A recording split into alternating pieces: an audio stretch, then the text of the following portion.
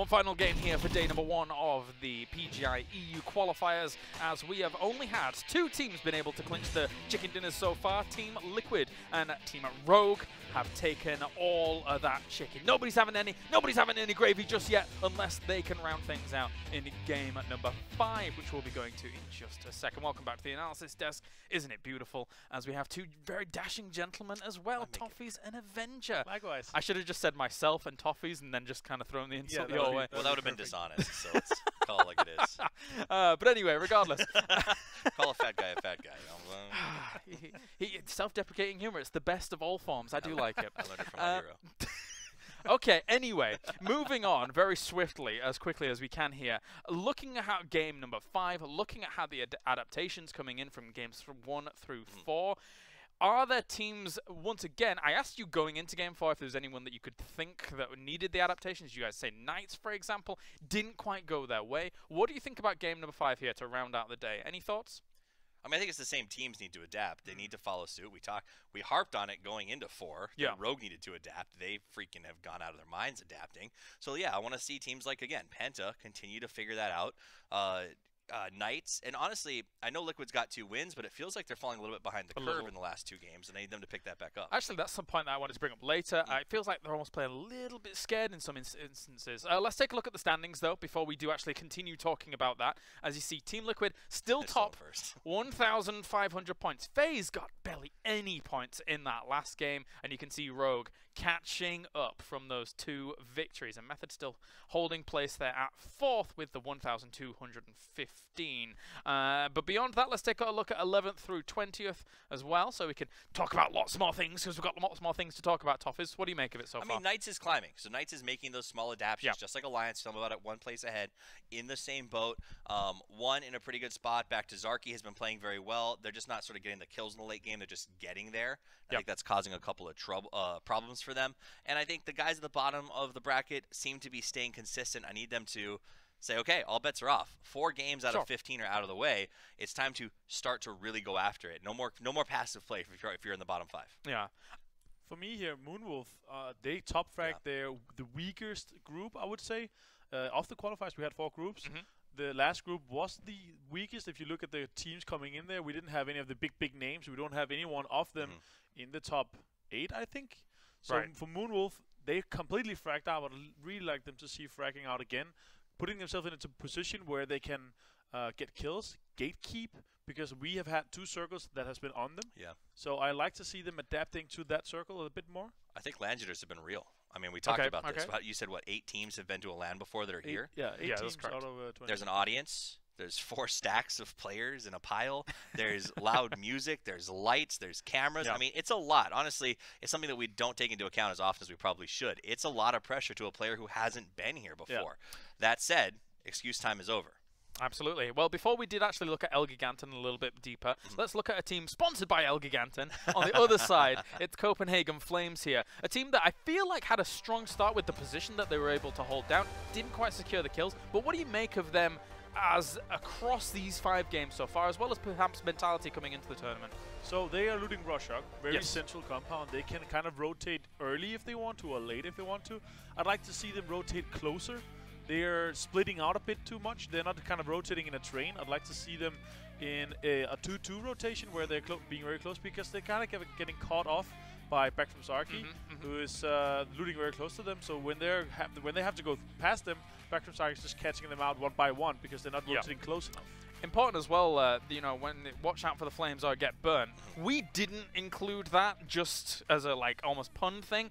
They said that themselves, I think, right? That's a quote from Bjorn. Yeah, so it's not us. It's not our fault. You know, we're not apologizing for that. I won't apologize because I love puns.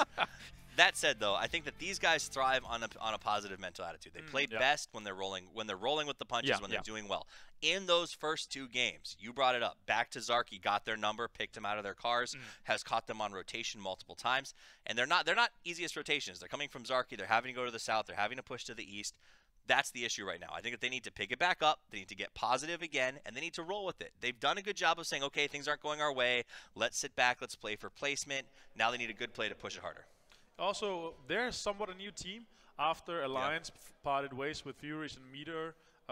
Copenhagen Flames came up with a completely new lineup with these 4 players. They did very well in qualifiers before this, but I feel like they're kind of feeling for me they're a new team. They know where they want to go, but they're not kind of, you know, refined yet. They're in the pressure cooker of the LAN, and we just talked. I mean, LAN jitters are real. They put a team together for PGI. Like, this is literally a new team put together before qualifiers.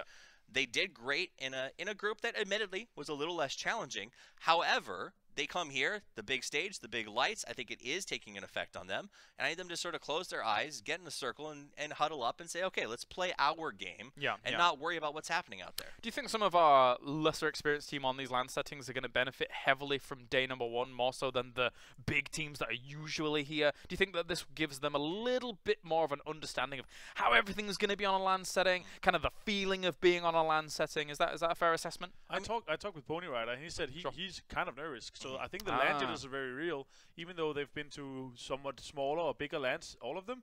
I kind of think that the LAN jitters are being real to them, and they need to be refined and need to just be cool, calm, collected. Make sure they rotate together.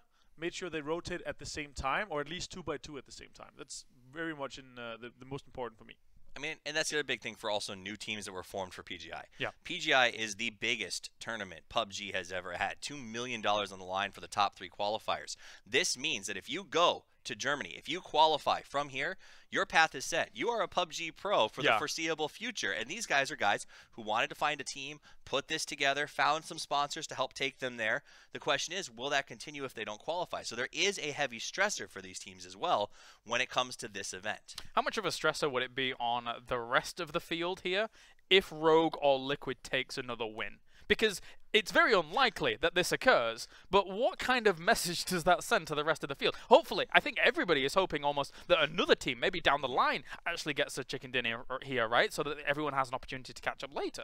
As we talked about in the pre-show, I think everybody will be fighting for those placements. They want to be as good as they can be here because it's going to be an achievement in their later stage of their career. If you get on PGI stage. On the PGI stage, but also as a player, how did you do at the PGI qualifiers? Did you get 20th or did you get 9th? It's a huge difference also going forward, if you're looking for a new organization or if you're looking for a new team even. I mean, at some point, there's also a point where you go, well, FaZe is so gosh darn good, just let them keep winning and get all the way. Like, I don't want to have to even worry about them anymore. I'm playing for 3rd place, which isn't the greatest. But yes, again, you want to be in the online tournaments. You want to keep moving forward in qualifications, get paid to play. You need to keep going for placement. So they're always going to want to be the team that gets the chicken dinner. All right, and with that, it's time to get into our final game here for day number 1. Let's head over to the commentary team to find out who's going to get that one. Hopefully, it's not a repeat again. I want to see some more diversity. We love diversity in esports here, James. Thank you very much. But no, you're absolutely right. We do want to see a couple more teams getting up there. You're right. Yeah, you know, I might as well. It's last game of the day. Yeah, I looked at Twitch chat and it's infected me. I've made a terrible mistake. There's the mistake then. Yeah, I made an error, but the Hello, memes Twitch are chat, looking by the real way. nice. Yeah, no, the memes are looking okay. We need to up the quality, though. There's some very creative emotes out there for a lot of these players. Don't talk about them, otherwise it just... It encourages it. Yeah. It's what I'm here for. I'm also here for the game. And we've seen the line. We've seen where it's heading. What are the options here? What are we going to be seeing? What are you looking forward to? Well, we're going to start off at the northern end. Obviously, my favourite place, as everyone likes to let me know every single time I open my mouth. And the plane's going to be going down towards the southeast, just skirting the edge of Novo. That's where she'll be ending. So, not quite all of the map easily within reach. A few people will have to either parachute early and swing towards it. More so the people who go to Primorsk. Ferry Pier's still there, so happy days for them. You're going to see Rogue down usual place, Sosnovka Island, military base, Novo. If we do see Atlantis going to the same, they're happy. They'll be able to just bomb straight down. You can already see the normal teams. FaZe, they're going to go fly over to Milta Power. It's still day 1, so you'd expect everything to be business as usual. Nobody should be making any wild adjustments now. That potentially could come tomorrow in day number 2 should a coach or an analyst say, okay, well, this isn't working, but let's kind of carry on what's going on. I mean, I want to use Rogue as a quick example. In game number, what was it, number 2, they got bridge camped and they got battered. They no kills and went out in 20th place. Lo and behold, they're stuck by the guns. Things have gone their way. Back-to-back wins, which is fantastic. And for your confidence, that's going to do absolutely wonders. Circle comes in, and she is completely perpendicular to the plane route. So the entirety of this west coast is now open because we've got about 20 to 30% water in there. That's wild because that's opposite to where the plane actually was. So everyone now that wants to kind of get ahead of the curve, go towards Ferry Pier, go towards Primorsk, maybe even do the some of the old American teams. They love the west coast. That's completely open for the taking. Tempo Storm, for example. No connection comes out. SMG. Oh, he still fancies it. I mean, fair play to him. He might as well have a crack, but doesn't connect. We will see WTSG. Welcome to South Georgia, Paul. They'll carry on and they'll be able to do their usual thing. I want to see if when we look towards team like Grow Up, for example, do extend a little bit further. Everyone seems to be stopping. An interesting one is from Chris from Method. You like this guy, don't you?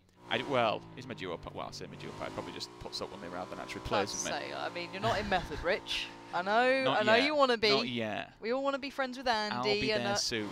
Right. Have you seen my skills in this game? Sadly.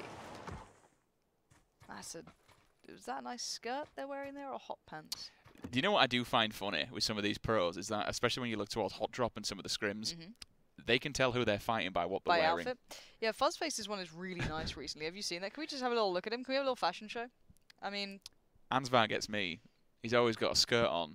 The stripy red top. He's got the legs. He does have the legs. Woof. If they're as hairy as his face, then absolutely. Yeah, if we could just look at Fuzzface for the outfit. I wonder if he's wearing it today, or if he's maybe gone for a more tactical approach. He's actually tacticaled up a bit here. Before it was a lovely look. Yeah, he's I see he's got pants on. Well, yeah, he doesn't have anything much more, but really, if anything, we can just have a nice discussion about outfits. You literally jump onto a member from FaZe and they've already got two ARs on the back. It's unreal, isn't it? Everyone's rocking like pans and sticks and stones, and Fuzzface is just, nope, it's all right, boys. I'm already level 3. He's just got like an 8 times hanging out of his beard. Completely kitted up to the nines. Hanging out of his beard. That's an aesthetic. That's a look. You know? I mean, yeah. I feel that. Why not? All right, we're just waiting to see if any teams make any kind of uncharacteristic moves. So let's talk maybe about potentially where we could see the crashing here. Obviously, you look towards Pachinki. I very much doubt any team would even bother going through it. You don't do it in matchmaking, you won't do it here. But around the extremities towards it, just around that kind of church area where you go through the dips, you got a bit of a defilage. You kind of need to pop off the back. There's a few vehicles on that main road as well, and you've got that whole hill going down. On the back side of it, you do have the Pachinki fields. Please, please, please be careful of the little dips and divots, because going across them with vehicles, you will be in all kinds of trouble. Gaxi knows that. I think that's a member of Grow Up, if I'm not mistaken. I could be completely wrong. No, it's going to be Red Zone in North Georgia from down south. So they'll be aware of that one. The drop comes in. She hits the west coast as well. We'll see if Fleekers does chase that down. If not, Ellie Giganton. Try saying that after a few beers. Can't say it now. Stone cold sober, still can't say it. It's not great for me. But yeah, so rotation routes are going to be fun. As you highlighted, north of Pachinki will be very much a favourable one, even with the terrain being what it is, which is kind of what we're seeing-ish now where they're heading towards. The terrain is a little bit of a to get around, but then you also got the southern side as well. That's also available. So those are probably the most, I guess, viable rotation routes. You don't want to go past the stack of Doom, the 4 stack of houses towards the, I guess, east of Georgia Pol. If you want to go across the bridges, it's always kind of a death trap. You always kind of feel that. There could be a team there if they do want to start gatekeeping early, but you are seeing that common rotation route above Pachinki. And the one thing I do like about this side of the circle, rather than the east, to a smaller, lesser degree, is the fact that there's a lot of compounds available there. This is a nice pickup, Groza. Obviously 7.6 in this point is still lovely to have. And which team's that? The green ones. Isn't there a few green teams in here? No. We'll stick back.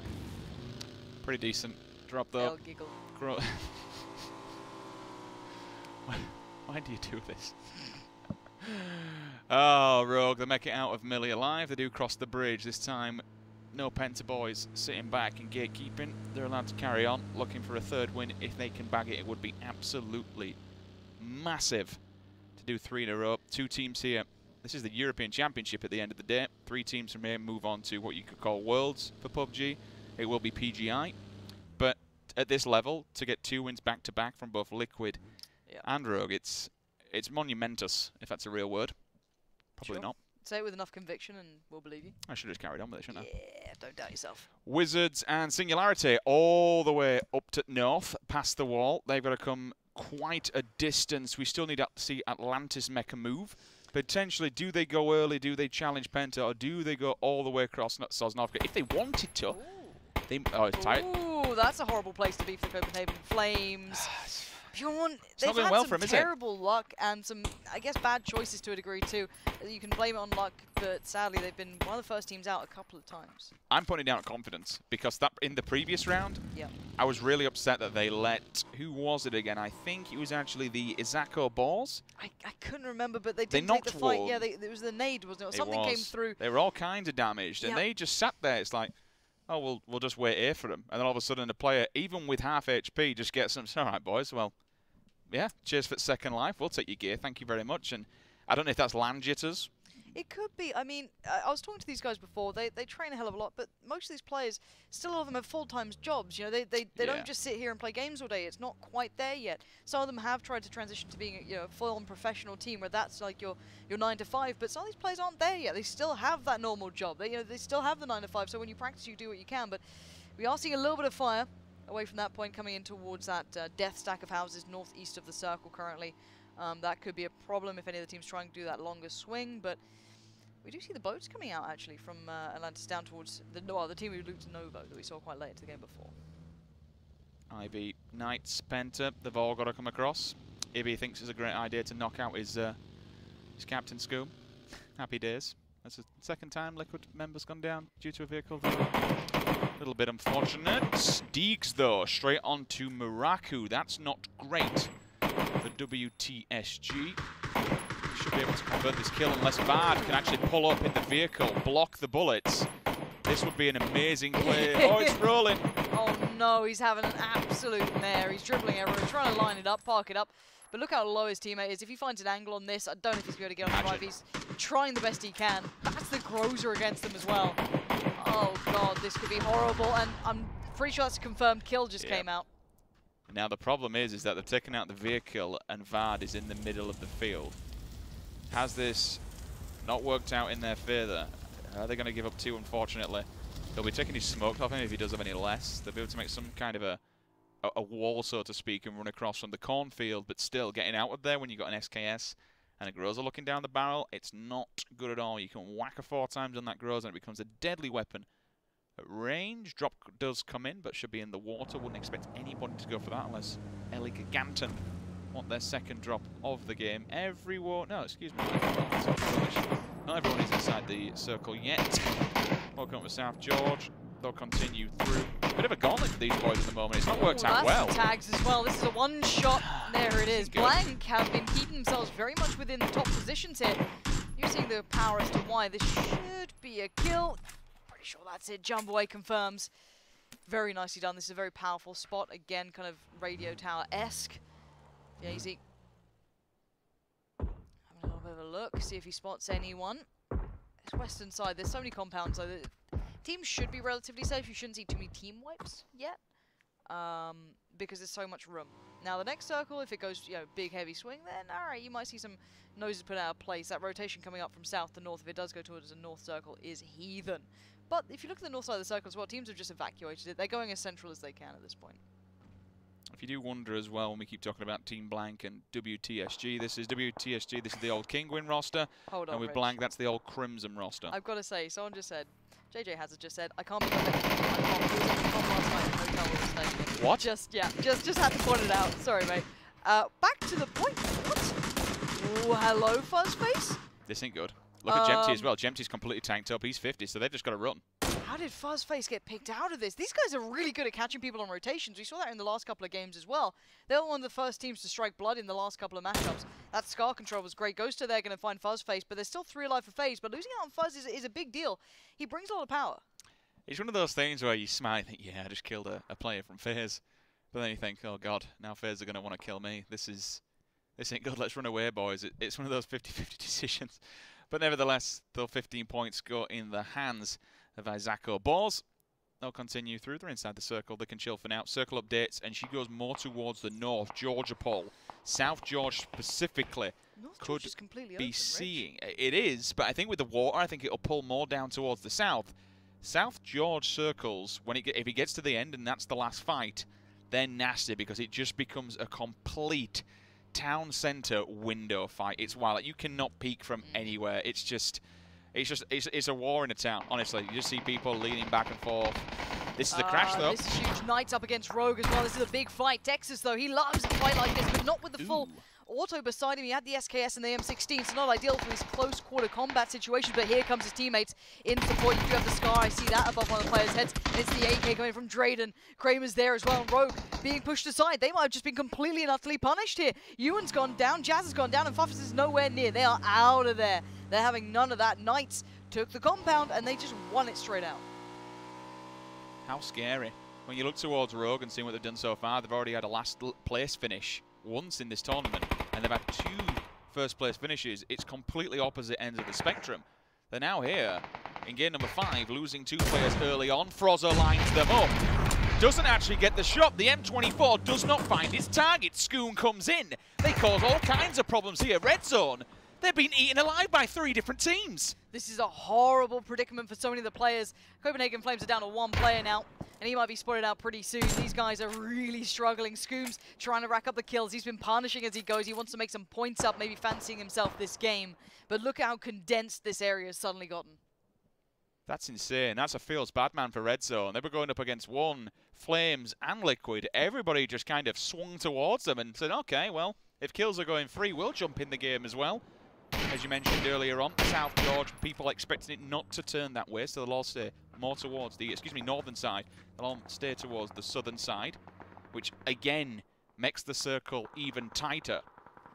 Jump tip phase up onto. He's going to see him. See the legs. Does he want to go for the shot? Yeah, though, that's the thing. I think you'll see. I mean, if he turns here to take a look, if he actually swings, he's going to be able to see his face. He does, and his teammates there as well. Yeah, maybe waiting to see if they could line it up on the shot so they pick up the real clean claim to it. And Pony Rider's down, and that means the entire team is down. It feels bad, man, because I know what these guys are capable of. That's nice, though. That's a big shot on the SKS. That thing is an animal these days. After the patch update, it's turning back in. It looks like it's got a grip on it. Maybe, I think there's a thumb on it. So the thing's accurate as hell. It's a lot different than it used to be, but a big pick up there for them towards the Penta side. I mean, you got to remember, it's only 5 less than an SLR is this thing. Yeah. And they're pretty well, rounded. You find them all over. It's easy to get the ammo. It's easy to get the attachments. The 6 times and 3 times in itself is a bigger explanation. It's more scopes, more bang for your buck, so to speak. And again, being able to have in with the decreased recoil, the decrease in input, reticle reset, so to speak. SKSs, they're a tank of a weapon. They hit hard. They really well hurt. It's an easy range is what I'm trying to say. Yep. You pick up those, but put it in your back pocket.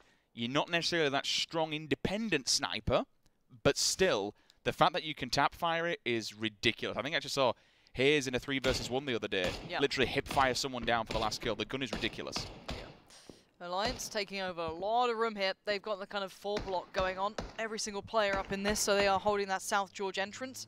Going to make it uncomfortable for any team trying to get there. The main part of George has been taken over already, so that's been grabbed and claimed. Let's have a look at what Method have here. This is a nice position. A lot of firing on them though, and he's being pressured. He's down to below half HP, so got to be cautious. Only 2 times. We saw during the kind of online phases of things, or the earlier phases of this competition for Europe, they struggled with the lack of loot there. They didn't have all the scopes. You throw your mind back to it ending on the military island. They got beaten out by Grow Up in the end because they didn't have range. They didn't have the loot they wanted. And I'm curious to see if that's maybe the case here. Hopefully playing out this position, you want more than just a 2 times. They're very capable, but you want to be able to confirm kills. It's not quite central, but it's certainly... It's a banging position. You got a lot of line of sight on people, and more importantly, if someone does shoot back at you, you get tagged up by a big boy gun, you can literally just hit the deck, and then you can't be seen because you're up on a plateau. Wow, FaZe, Liquid, all these players on the hill, they've gone for this one. FaZe might see them rotating off this. Nice little pick up there, suppressor, all of that good stuff. Gilly as well, cool. Another Atlantis guy. Let's have a little look towards Liquid, because they're running between 2-3 teams in cars, so this could be pretty tricky for them now. If they do get spotted out here, they are on the run. They're trying to make a bit of a dash for it. Couple of shots coming through. They're going to be right in towards one of the other teams, so this is not necessarily safe. There's a lot of players nearby, so you've got to be very careful as to where you go. Nice compound, though. They're better pack these vehicles inside. 1, 2, 3 they will have. All tyres intact. All 4 players as well coming into these, I like to say final circles, because we're certainly nowhere near the start. We're only going to get smaller and smaller.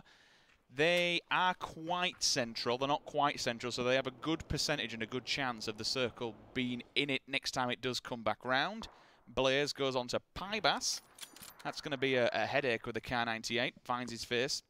Side sealed, delivered. Job done. All 4 players alive here. Deeg's already 15 points for his team. Level 3'd up, that's the Groza on the bag. That's what you want to see. Level 3 chest, level 3 helmet, and a level 3 bag as well. In that bag, you can just fill it full of utility, full of health, full of grenades. Happy days. He's got the long range with the cat, and again, you get up close and personal with him. He's got that Groza in the back pocket. It's a deadly, deadly weapon. Yep. And he can be finding one on the Penta side as well. It's the Mini coming to play for him, so good to be working down Penta for the Method side, because they were relatively close on the scoreboard. I think this is the biggest advantage of the SK, is the fact that you can just spam it. You can literally just wait until the reticle resets, and especially at range, just keep, it has the same advantage of the SLR. You just keep tapping away, and eventually you would, I mean, it's quite a long distance. He does have the 8 times on there, but you would expect at least a couple of shots to be able to pull forward. 2 more have got to run the gauntlet here. Yannick, he fancies it. Not hitting much of it, though. Well, I've seen several. His teammates are hitting the shots, not him right now. I mean, if anything, you're going to be removing, shots you know, too, I mean, durability from those vests, especially in the later game. That's when it becomes a little bit of a problem, because you've got aim punch and everything else. Eventually, that vest will be smashed off completely. Circle. Uh-oh, Gemty. Land the shot. Doesn't land it. You're going to have to see the rest of FaZe now preparing themselves for the split. Do you know if you make contact on a team, they're going to probably send 1-2 players off towards a flank, try and gain some ground, because currently they are in the new circle, but you've got to be under. There it is. That's pin precision. That's perfect. Belter. Now where's the response from the rest of the team? They don't have much gear on the other side, it looks like. We're still seeing the MAC-10 there, and you can see him chomping at the bit. He wants to fight. He's kind of tames himself a little, pulls himself back in, like, all right, I can't, maybe don't run for that. Trying to deny line of sight. LOS that's a bit here. Open. Yeah, they'd have to breach over the top, and I don't know if Gemty's feeling that confident. You could see him thinking about it, but he does back away. Again, as much as FaZe are a phenomenal team, you can't take too many risks. You don't want to, you know, waste everything. You don't want to overstep your mark, especially when the circle is playing on your side. New circle comes in now. Okay, FaZe might now have to take that fight. The thing is about FaZe, obviously, they still know in their head that they have lost Close Space. He's an absolutely incredible fragger. He's a big powerhouse when it comes to FaZe, and they've not only lost him, but they've lost 1 player. It's not the full unit. It's FaZe, regardless of individual players, a scary team in itself. But look at 1 on the side of the hill, just on this Georgia Paul Mountain. 1, 2, 3, 4 teams are all banking around FaZe. You've got IB in front of them, 1 behind them, and then Moonwolf just trekking in the back across the blue. And then they've got really nowhere to go. As soon as they get off of this hill, Pansy, they have Liquid inside the buildings waiting with open arms. This is a horrible situation for anyone on that hill, because you don't know who's up there with you. It's very hard to spot it out, so you're trying to move fast. You're trying to give yourself a chance to get past the other buildings where you'll probably know teams are. But if someone's just a little bit slower behind you or takes like a longer route, you know you're done for, and there's not much you can do apart from fight your way out, which costs you time and position and everything else. FaZe are going to have about 2 teams on them. You're going to have one probably cresting the hill behind, and then you're going to have, obviously, Moonwolf down on the road. And you've got Liquid in the circle, able to probably spot a lot of this out if they can't deny line of sight towards it. But the southeast is going to get busy. That slow side ain't feeling so slow. Nades come through towards the compound we're staring at, but this potential fight on the southeast could be mitigated if they get in cars, if they just try and play it safe. And it looks like FaZe have done that. Yeah, FaZe have actually got a vehicle, but they're going to go directly towards Liquid. Please be careful, boys. They are a team that will tap fire them. They might get away with a life here and enter the center of the circle. Washout steps up. Tags Fon in the head, so he has to sit back now. He's done the damage. He'll be able to at least potentially get away with his life. Jeem straight onto Mexi. So the second player, that's more than likely to be out of the vehicle as well. In fact, they've stopped. Oh, God, Washout, what are you doing? Oh, no, Hexeti's Did he just get baited by like a smoke or a flash and he ran forward? I don't know what his options were there, but all I know is Method are doing very well. Method had joined in on the FaZe fight. They just confirmed some of the kills, so this is a big game because Method's positioning was excellent. They were in a very centralized position. They had players up. You saw them starting to operate on a higher level. That's what we're going to see. Blank is still in this as well, a name that we're seeing more and more often, but Paybass just went down, so this could be an issue because it looks like Wizards are trading that one out. And what just happened there? That would have been Red Zone getting completely wiped off the face of the planet. The grenade goes off. I think that was a 2-for-1 if I'm not mistaken. That ends their life. Jeem's still in the kill feed, picking up 15 points a time here for Liquid as people just go flying by on rotation. One more member of FaZe remaining. All comes down to Jempty to try and get them into the top 10. That's what you want to be aiming for as a bare minimum. But it's going to be a hell of a task with all these teams shooting around the corner. Unfortunately, the Phaser, his teammates are actually here to survive. All of a sudden, Blank, they come through, they wipe out one team. This is a 3-team fight here. Jempty's gone down. What position was that in? Is that 16th or 17th for FaZe? Rogue is down as well. How many are actually out for Rogue? Was that the last one? It was a potential. That was an insta for me, so that could be 2 heavy hitters here going out early game. Yeah, it's kind of worrying when you see that sort of thing happening. You've got to worry, especially when it's the last game of the day. This is the last statement you're going to make. So for them, it's eyes towards tomorrow. At this point, Liquid's still in a good spot. I love how Method are playing this so far. I don't know if they're getting pushed out of position, but you can see them taking fights. They're not afraid, but here comes the compound breach. You got Jamboy readying himself. Timing is everything. A good position on the cars, so they can't open the doors and then re-pressure them. But Lockwood, that UMP, tears them up. You've got a lot of pressure coming their way, and they're rising to the occasion. But Calvin Klein, he's going to have to get his big boy pants on and get in the building at this point. Sprays him with the AK. A couple of shots come through, but it's not going to land just so perfectly. Pressure from more teams coming in. Here we go. This is the fight you want to be seeing. That kill feed is lighting up. Good God, this is messy as hell. I think that might be Singularity's final player going down as 3 of them just hit the deck back to back. They may go out in 15th place. Keep an eye on that kill feed once again. I'm hearing a grenade being cooked in the back. Did he just underhand it? That was an underhand low toss. Finds his target. Second one as well. Nice. I like it. Love a bit of that. Blank, you know what? I'm liking Balling it. Yeah, why not? He's going for another one. He's going to try and bank it off the roof and hit him. Went off that fence and came back in. You're not having a nice time if you're Morpheus here, are you? You're not feeling great. The bigger thing, though, for Blank, if they get this kill, look at how much... They've got another one, I don't believe it, Jambo. That's 3 down now for IB from grenades only. Speaking of... Oh, does Method have sight on this? I'm wondering if they do. Can we have a quick switch to Method if you have a chance? I know it's being annoying as hell just because these guys might fight. But yeah, there's longer lines of sight coming in here. It looks like Method... I don't think they've got a perfect glimpse on this. If they actually, yeah, if they go onto the other side of the hill, I would. But I'm wondering if they move up now with that new circle being locked in. And a lot of teams now under pressure. A lot of the compounds that were safe early on aren't looking so... Liquid smack bang in the middle. Still, this fight goes on. Another knock is down. Lockwood defending here again with his UMP. It's so dangerous, but Sixy, he's going to be placed spoiler the here. Hipfire. That works out really well. He's going to have to fall back from this to heal. Just about makes it around the corner. That's, you know, butt clenching time, isn't it? He's like, no, don't peek. Going to go for the heal and try and get himself back up, feeling a little bit more pretty. Penta on the run, though. What remains of Penta, should I say, as you're going to see. Back from Zaki. Going to have a little look for this. Smoke's getting ready to be put up. Just trying to flush him out, bless Cups him. of magic. He's going to need more than that in this one. Moonwolf probably confirmed that they are eliminated here. Yep. Down to 13 teams. Method finding new positions, new ways to play, and they are gatekeeping so many teams now. Bigger thing for Method is they've actually brought the vehicles with them. They've got a few UAZs, so they can actually move them forward, maybe get central on this circle if they really want to when it's, you know, it comes for rotation time and build themselves a little fort, but it all depends where this circle goes and who's already there. Liquid in the distance. They're also a team that has 4 alive.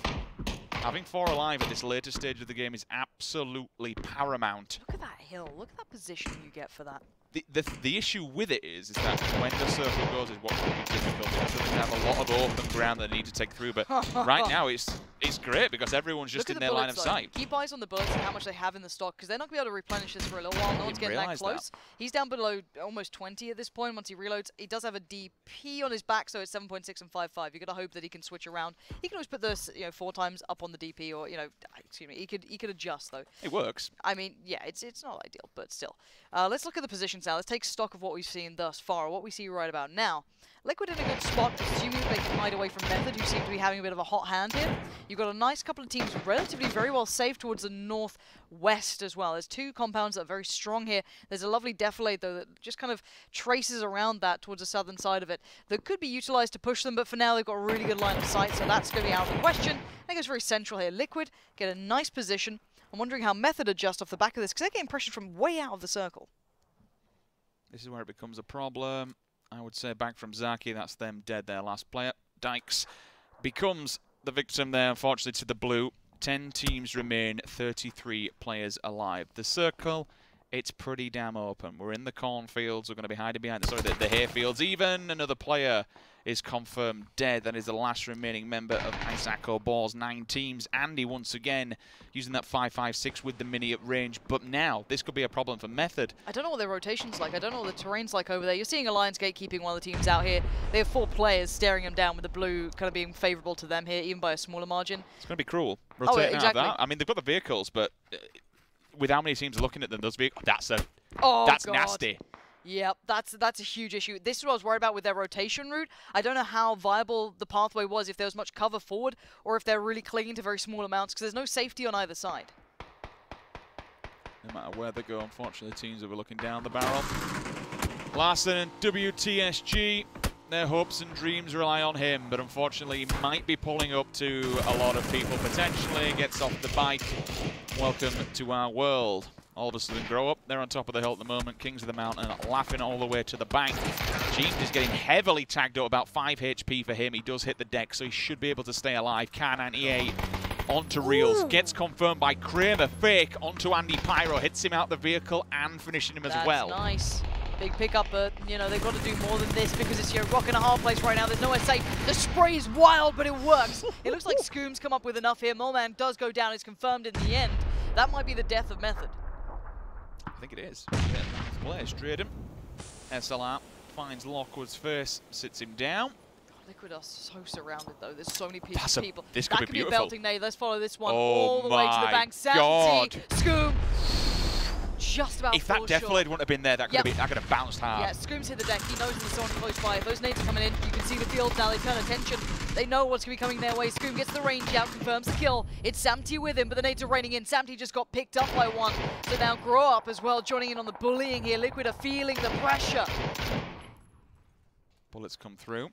Samty and Ibby, they're down. Samty's actually out completely. He's a confirmed kill. They know exactly where these players are, so they're just going to keep bombing, essentially, just trying to find more players of Liquid. Everyone knows where they are. They're hiding inside the smoke. But that's Where's a bullet. That's long range. I think that was, again, from Grow Up on the hill. I'm pretty sure Method has a man standing as well. The spray, Scoom, he's in trouble. James, he takes down Lockwood though. They're still fighting the good fight here, Liquid. How are they alive? They're being picked apart from so many angles. And the third party's Grow Up. They're coming in from the back lines. That mini is saving their ass. And right now, Blankmeyer just been done for. That's unbelievable resilience here. Knights chiming in towards Sigsy, but Nibs is still here. He's still alive. They've 11 kills this game. They held that compound like absolute champions, but Grow Up in the back lines could be the unraveling, the undoing of so many teams. Now, the circle has not gone their way. They have a long way to go. They've got to pretty much go through all the way on the hayfields. They'll have the barrels that they can kind of play with. Chris in the back foot. Yeah, literally both noticed at the same time. Look at this! He got 2, he couldn't confirm in the end. He does get picked up by Ibby, but what the damage done? 28 seconds for the revive. You've got Chris in the back lines too. They don't know about that. They don't worry about that. They do have a nice little running position to get forward, but they've got a long way to go. There's a big open field in front of them. Alliance playing a very slow game around the side on the slow side of the circle, but who actually has the circle right now? Knight's in a good spot, and I'm not sure who the other team is. Eleganton. Oh, I see what you did there. I fell for it. Feels bad, man. Kramer onto T-Bone. Suppressed as well. The UK boys, unfortunately, feeling the force here. Kramer, Knights trying to get a win on the ball. They don't have one yet. He knows where it is. Oh, is that nade gonna land? That's close. That feels bad. Kobe! He died to the zone in the end, but the damage was probably done. He didn't get the 15. By the nade. That's a rip. Yeah, that's a bit mean. That's a bit cruel. But let's see that rotation route to the blue. Once it gets moving a little bit quicker, you can see Liquid in trouble. Method going to be coming across them.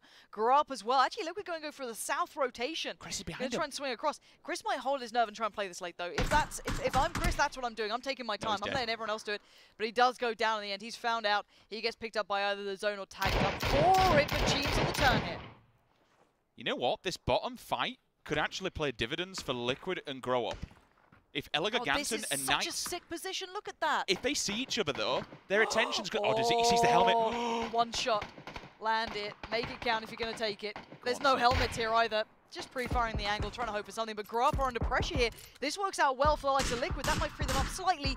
But now you can see Ice turn, and the kills get confirmed, and Knights are looking far better now. This position is phenomenal for them. Clean-up duty will come through. Blaze, though, back onto Voxic. All these individual battles that are going down have just played into Liquid's hands. They've got 7 kills in the bag. They've somehow managed to claw it and climb into the top 3. This is insane. This one fight now that happens, again, Elgiganten plain spoiler. If they go after Knights, that gives basically Liquid a 2nd place finish. Let's see who gets the third parties here. Savage there sprays into the smoke, gets beated out by it. Savage now under pressure, tries to adjust around an eye line of sight, but Jeems with a third party coming in. Knights as well, Jeems! No. Jeems! No! Not too many! This is sick work from Liquid. He lines him up, he knocks him down. It's the killing fields right now. But can he do any more? There's still 3 teams alive, 7 players. Jeems, you animal. You absolute animal. That's the UMP now climbing in the corner. Blaze is gone. So you're completely taking the Grozer out of play. You've got Jeems with the mini. You've got Ibiza with the mini. This is the duo, but the 7.62, it finds his body. That hurts. It hits him, and now the Knights, they know exactly where he is. But they have the circle. They can go to it. Exactly. It depends if they've got smokes, though, to make it to it. Everyone else has to come to them. This is insane for Liquid. See what they can do. Jeems on the run. Ibby's still there, maybe holding the angle. You're seeing Knights now considering their next move. They have the Defilade to work under. But this could be their unraveling. Who gets the drop on who? Jeems is moving up. He's using line of sight. There's a nice little rocket. He's going to hear all these steps. That UMP could tear them apart. They have no idea, Richard. They have no idea. He could do this all. If he stands up right now, he could make this. Are they checking? They're going to check. Oh, the UMP. It's good for 1, though. He can't confirm the kill yet. He's only got 10 bullets. Bullets in the clip, and that's all he's got to work with. But they're terrified. They're scared. They don't know exactly all the information. He's going for the res. That's a ballsy play. Oh, he's going to get up. Peeks the angle. He doesn't know it. This teammate dies. Oh, the UMP! He comes back in on it. It's confirmed 2 kills. 1 man stands now for Knights, I'm almost certain. 1 for Elgiganten. And now we're going to see surely Drayden's going to run. Get in. He's going to take the fight. Can he get it? He does. There's 2 teams left. Liquid have somehow survived all of this. Oh, and no, Knights, the blue zone. It's Liquid! How have they done it again? I mean, if there's a dynamic duo that you want in the final circle, oh my god, it's Ibby and Jeems. But the third-party fight, once again, it plays spoiler. It allows Liquid to claim their 3rd victory of these European regionals. That's insane. They were down. They were almost counted out because of where the circle was. And those fights together, the crash at the end, you saw Elgiganten. They had 4 alive, while others had, what, 1, 2? They weren't even meant to be here, and look what they've just done. Every team is going to be remembering today, but I'm sure the desk has a lot to talk about during that matchup, so guys, dive into it. Can't stop the flow of Liquid. 3 wins, we were saying at the beginning of that. Maybe another team is going to get themselves a chicken dinner. Liquid says no. It's still going to be 2 teams coming out of day number 1 with the victories, and Liquid. Yeah, I've got to even start with this because we were having debates, gentlemen, at the beginning of yesterday coming in. We were like, who's our standout guy for Liquid? Some of us said Ibiza, some of us said Jeems. Turns out, both of them together, a match made in heaven to round out that game.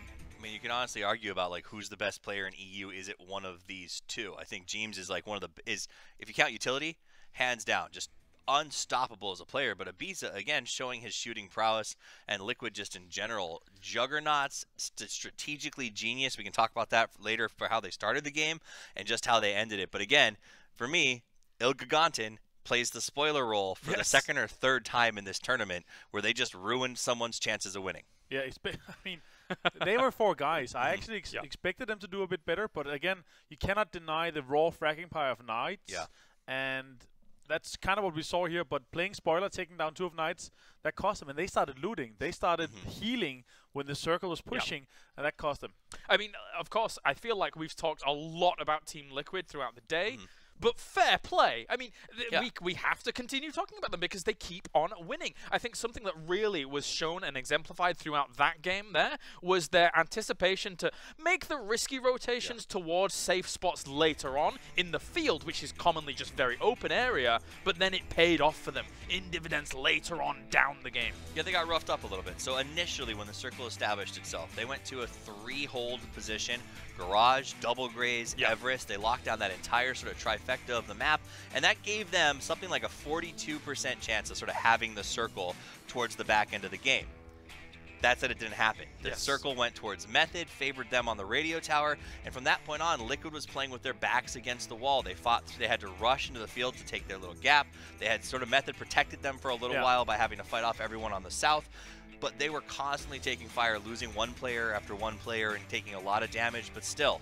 They just fight best when they're allowed to sort of play their game, and that's what they did. They took the fights they wanted to take, they walked away with 10 kills, and it was dynamite. And speaking of, actually, with the position that initially Liquid set up at the bottom of Everest, we had a lot of fighting towards the top of Everest, which then is forcing all of those people down when the circle shifts Avenger, and it can be a little bit dicey when you're trying to get off of that position, right? So that's why I personally hate playing on the Everest until you know it's there, because getting there, yes, it's nice. Being there as the only ones is okay because you can transition from it. But there are 3 teams on it, and there are 2 teams in the bottom. And getting to that position where FaZe trying to get, I'm not sure if they tried to get to that position where Liquid actually was, but there were so many people shooting at them, and there were only one car, so they had to dip out of it. That's what it came to. FaZe took Everest when Liquid abandoned it, and FaZe went out in 17th position. So that speaks, I think, to the value of Liquid's calling today, is that they chose to leave that spot. FaZe took it, thinking strategically viable, and they lost completely. Well, again, that opened up a lot of the positions, unless Liquid just comes and wins again. FaZe goes out in 17th. Rogue, who's got 2 wins already, goes out in 16th. So then you're thinking to yourself, all right, they're gone. We have the opportunity here to be able to make up some points. Then Liquid comes out again. But fair play to all the other teams below them that were able to make up some points. I think one team that we should highlight, definitely, is Team Blank still, who has kind of almost been the quiet story of today, who has racked up good positions and good kills to keep themselves in the top spots. For me, Blank here, they are being a bit too greedy on kills. They know it's important, but they are taking kills and trying to finish off teams rather than going for positions when it's important. In 4th circle and in 5th circle, even in 3rd circle, they're not prioritizing it enough for them to, because you've seen it, they're fragging out. They're amazing shooters, but they're not prioritizing getting into the zone at the right time. 11 kills, 7th place this round, right? And that's where you have to find the balance. This is not a dedicated shooter. It's not even a dedicated survival at this point. It's finding the right balance between trigger skills and survival. And they are having great trigger play. They're going for kills, but they're not doing it at necessarily just the right times. What I like to see is what Knights did in this match. 2nd place. They've struggled so far. They got 9 kills in this game. They swept through, I believe it was South George, I forgot who they fought. They showed us a really, it was Rogue. They wiped out Rogue. They knocked Rogue out in 16th place in a really good death ball style fight. And we were in the back watching the game with Matchup, and he was yelling, "This is Knights! This is how they work best as a team!" And it's true. When they play as 4, they actually killed Rogue by doing this really cool 2-man sweep to one side with having an off angle, and it was what we want to see out of Knights, and I was super hyped they at least got 1 game in today where they played as themselves. Well, let's check in with the standings here so far from day number 1 as we have concluded. And surprise to no surprise, Team Liquid, 3 victories with 2,155 points on the board. And look at that. Not only did we mention that Team Blank has been consistent and steady throughout the day, but it's also very evident that Method has been very steady and consistent throughout the day with that 1,555. Honestly, for me, Method here, they played it very well until they decided of just driving north in a 5 rotation. They heard so many shots from there. They could have probably edged it in the southeastern corner, and they would possibly have gotten a better placement of it. They lost 2 or 3 players from that rotation, and I think they would have been better off taking a southeastern corner instead of trying to get a good position where they have heard fighting ongoing before. Yeah, it's very exciting to see the standings like this right now because, again, top 3 does advance to Berlin. At the end of these 3 days, everything's still open to play for, but Team Liquid takes a massive lead. 2, 3, and 4 don't have chicken dinners. Rogue has 2. So I think that says something about the consistency of those 3 teams. And once they get chicken, they're going to be hard to catch. But I love seeing the board like this so early. Because what it's going to tell every team who is 6 and below, they are already falling behind pretty significantly. They're going to go home tonight. They're going to make massive sweeping changes to the way that they were playing this game today, or they're not going to advance. So expect tomorrow to be sort of an all bets are off. And I think the scary thing is that Method and Blank might be able to get chicken dinners. And I think for a FaZe clan there at 4th, they haven't got a chicken dinner yet. I think a lot of people are saying, when's that chicken dinner coming? Because it's FaZe clan. Let's take a look at 11th through 20th as well here. As you can see, welcome to South George. Unfortunately for them, in the last game, as much as we did go to South George briefly, they weren't there. They couldn't sell us the idea of their beaches. They had already kind of died off for the most part before that even came to play. And then the other standings are, as you can see right there. Any other thoughts from our 11 through 20 gentlemen? I mean, Welcome to South George, I think, got a little bit too... Sometimes when it's their own circle, they play it a little too open. They did a split. They held 2 at Hospital, sent 2 down, and they got caught out, unfortunately, and had to play for position. The rest of the teams, though, like Copenhagen Flames and Moonwolf, are just really... I'm disappointed with their play today. I think that they should be better than that, and I really do hope that they go home tonight and they figure out what's not working and they come home with a huge adjustment tomorrow. Well, the field is just so strong. It's incredibly strong. Yeah, really powerful stuff, Avenger. So as much as, you know, Moonwolf and Copenhagen Flames in some of their lobbies throughout the previous kind of rounds of qualification were in a really good spot, it has been a bit rough here for today. Honestly, for Flames here, they got second in the FaZe group with Alliance. They qualified over Alliance. Alliance got third. FaZe got first, and they got second. Very impressive play, and I want to see that same playstyle that they had. I don't feel like it's the same playstyle they played when they played online. We saw it. They were refined. They were together. They were aggressive, and they took a position in the circle at the right time as well. Yeah. Well, of course, before we actually finish things here today, that kind of does it here for the analysis desk, but we do have an interview ready, of course, with... we only had 2 teams be victorious today, so we got you a player from each team to hear what they have to think about day number 1. Thank you very much, Kalaris. Yes, I have Jezza and Scoom here from their respective teams. Guys, well, you got 3 wins. You got 2. But either way, getting 2 wins in a row is a fantastic feat, especially in PUBG. How does a team do that? How do you achieve that? Is that down to strategy, rotation, or is it just pure skill and aim? I mean, to get the second one is kind of, you need to be lucky. I mean, there's 20 really good teams. To win 1 game is already tough, right? To win 2 in a row is extremely tough. After winning the first game, we just felt super confident, and I feel like people are still like their first lands a little bit jittery and a little bit shy, you know. So I feel like just winning the first game and get a little bit of luck on the second and just pushing our confidence through just made us win the 2 in a row.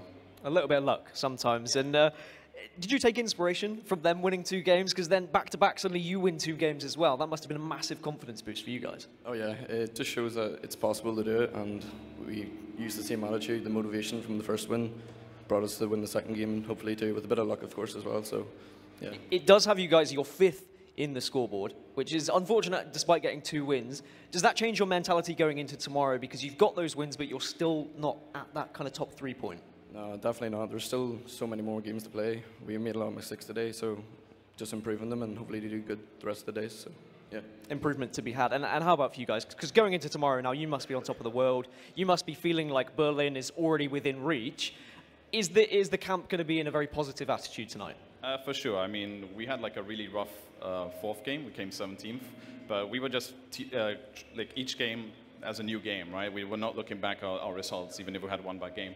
But like we really wanted this 5th last game to be good. So tomorrow we come in with confidence, and we just won, obviously. So we're going to be feeling really good coming in tomorrow.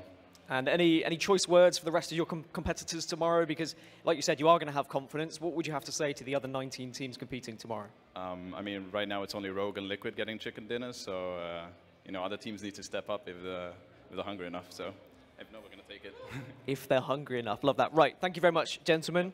Best of luck tomorrow, and congratulations on your chicken dinners today. Right. Kalaris, back over to you. Take from that what you can, my friend.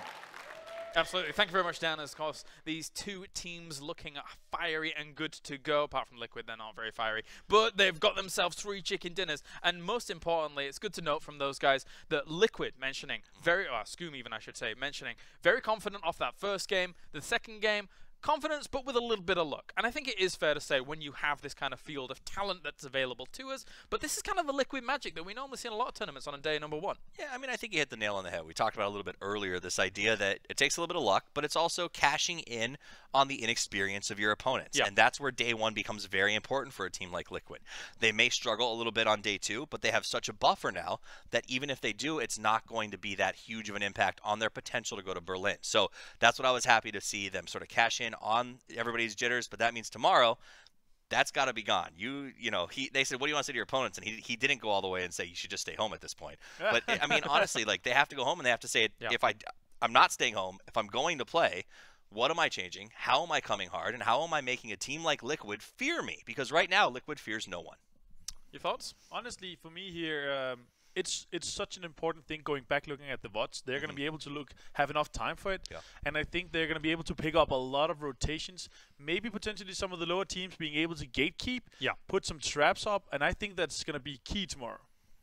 I hope that the top teams have alternative rotations ready. Yeah. We saw Penta pull it out in game, I think it was 2, against Rogue, and we're going to start to see that happen an awful lot more. Teams like Liquid, by the way, are very varied with their rotations. In fact, they told me that after DreamHack, they specifically trained their driving for this tournament, knowing that rotations are important. So I think that hopefully the top teams, if they haven't planned for that, they better. When they drop in Yasnaya, they have multiple opportunities to get those rotations going, be it north of the lake or actually going down through the fields, etc., and things like that. So regardless, that is how things are going to shape up here for day number 1. Thank you very much, gentlemen. It's been quite the day for our first day here for the PGI Europe qualifiers. Team Liquid and Rogue have set the pace in terms of chicken dinners, but we've seen many a team be consistent to be able to take that 3 through 5th spot so far. Thank you very much, ladies and gentlemen, for tuning in. We shall see you tomorrow, same time, same place, for more PUBG action.